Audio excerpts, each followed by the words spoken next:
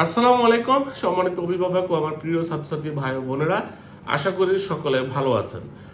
কথা বলবো আজকে জার্মানি নিয়ে। জার্মানির ভিসার ক্ষেত্রে আপনি স্পাউসকে সাথে করে নিয়ে যেতে পারবেন কিনা, ডিপেন্ডেন্ট চাইল্ডকে নিয়ে যেতে পারবেন কিনা, এই নিয়ে কথা বলবো।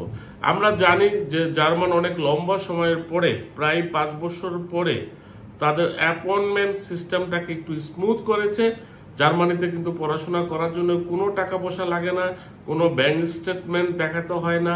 ইভেন অনেক জার্মানির পাবলিক বিশ্ববিদ্যালয় কিন্তু জার্মান ল্যাঙ্গুয়েজের সার্টিফিকেট ছাড়াই অ্যাডমিশন দিয়ে দেয়।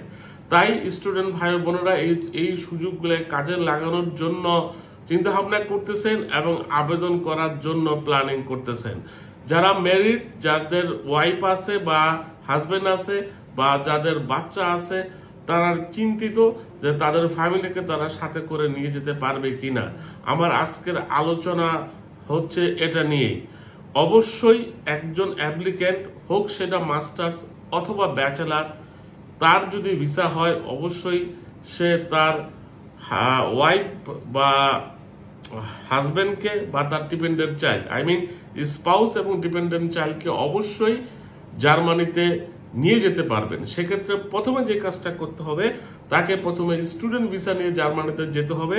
জার্মানিতে যাওয়ার পরে সে তার ওয়াইফের জন্য ফ্যামিলি রিইউনিয়ন ভিসা এই ক্যাটাগরিতে আবেদন করলে অবশ্যই জার্মানিতে যাওয়া সম্ভব।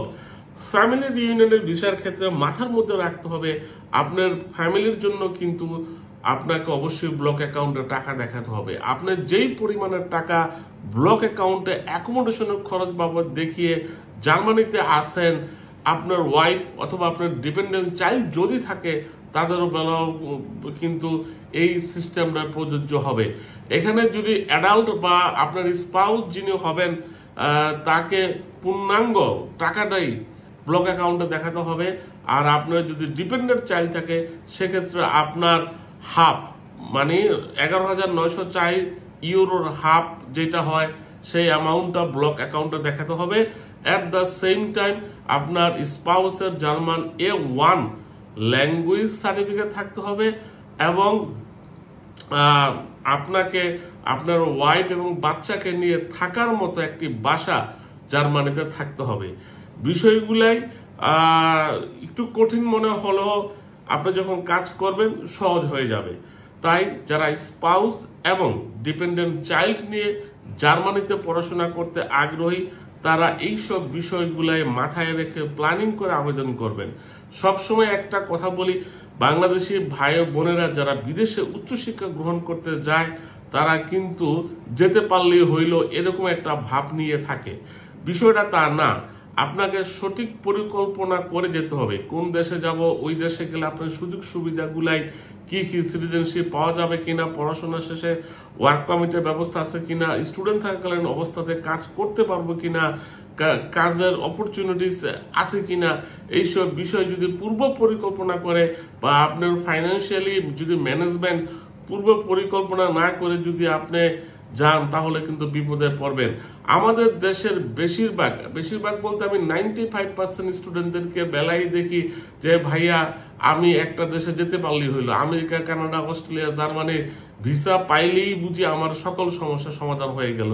ভাইয়া না, এটা মূলত তোমার আবার নতুন করে আরেকটা জীবন শুরু। তোমাকে স্ট্রাগল করতে হবে, মেন্টালি প্রিপারেশন রাখতে হবে এবং যেই দেশেই যাও না কেন ওই দেশের নিয়ম কানুন, ভিসা বা তোমার ফ্যামিলির জন্য বা সিটিজেনশিপের জন্য বা ওয়ার্ক পারমিটের জন্য বা এক্সটেনশন করতে পারবে কিনা, এইসব বিষয়ে পূর্ব থেকে জেনে শুনে সঠিক পরিকল্পনা এবং প্ল্যানিং করে যদি চাও তাহলে কিন্তু ইজিলি তোমার সময়টা চলে যাবে। তোমাকে সার্ভাইভ করতে বেশিটা ব্যাক করতে হবে না। ফিনান্সিয়ালি যদি কোনো প্রবলেমে পড়ো, যদি কাজের অপরচুনিটি না থাকে আর তোমার ফ্যামিলি যদি তোমাকে সাপোর্ট না করতে পারে তাহলে তুমি কি করবা সেটা একটা পরিকল্পনা করতে হবে। পড়াশোনা শেষ করার পরে তুমি ওখানে সিটিজেনশিপ নিবা নাকি বাংলাদেশে ফেরত আসবা, এই বিষয়ে একটা পরিকল্পনা করতে হবে। তুমি যে পড়াশোনা করবা, কোন সময় পড়াশোনা করবা, বা তোমার ইউনিভার্সিটির ক্লাস কত ঘন্টা করতে হবে, বাকি সময় কাজ করবা নাকি অন্য কোনো ইউনিক কোনো কিছু করবা, এইসব বিষয়ে একটা পরিকল্পনা করতে হবে, রাখতে হবে।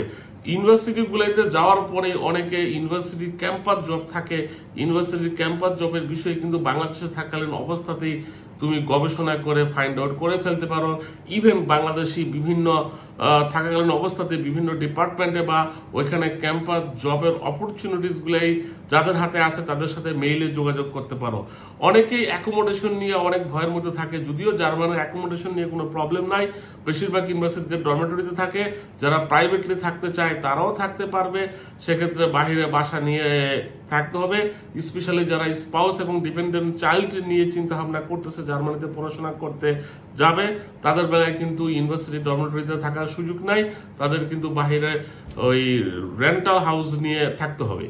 এইসব বিষয় যদি পরিকল্পনা করেন, সঠিক তথ্য যদি জানেন, যদি সঠিক গবেষণা করে আপনার কোন জিনিসগুলো স্ট্রেংথ, কোন জিনিসগুলো আপনার উইকনেস আছে, এগুলো যদি ফাইন্ড আউট করতে পারেন এবং এই অনুযায়ী যদি একটা প্ল্যান করেন, তাহলে হয়তোবা আপনি সাকসেস হওয়ার যেই রাস্তাগুলাই সহজে ফেস করতে পারবেন এবং ইনশাল্লাহ সফল হবেন। আপনাদের সকলের প্রতি রইল শুভকামনা।